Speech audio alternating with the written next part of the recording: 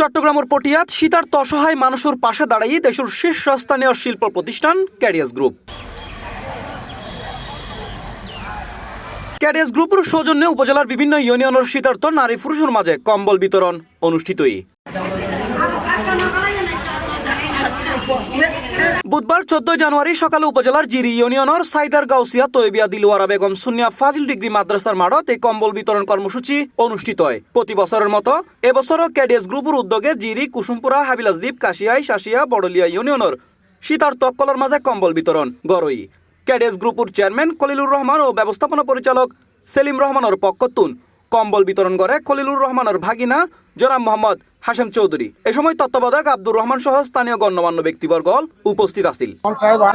মামা আর দায়িত্ব দি গরিব সকলরে বিভিন্ন গ্রাম ইউনিয়ন যাইয়ে কম্বল দিবেলাই টোকেন দিবেলাই দিয়ে দেখবো কম্বল দিবেলাই বলে টোকেন দি এবং এখন বর্তমানে টোকেন লইয়ে আইয়ের কম্বল বিতরণ করি। সোয়ান ইউনিয়নের মধ্যে আই টোকেন বিতরণ করি। সোয়ান ইউনিয়নের যত গ্রাম আছে গ্রামের মধ্যে আই টোকেন বিতরণ করি এবং কম্বল দিই মামার পক্ষ ইয়ে 7,200 কম্বল আজি আয় বিতরণ করি।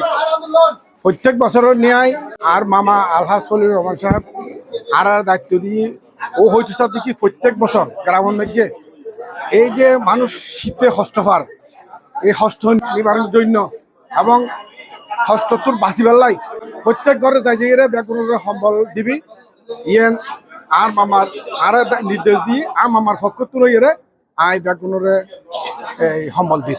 কম্বল বিতরণকালে বক্তারা হই প্রতি বছর ক্যাডিয়াস গ্রুপের পক্ষতুন হাজারো অসহায় মানুষের মাঝে কম্বল, খাদ্য সামগ্রী ও নগদ অর্থ সহায়তা প্রদান করয়। তারই ধারাবাহিকতায় এবছরও শীতার্ত অক্কলল্লাই এই মানবিক কর্মসূচি আয়োজন করই। আগামী এক সপ্তাহব্যাপী এই কার্যক্রম ধারাবাহিকভাবে অব্যাহত থাকবে বলে জানায় আয়োজকরা।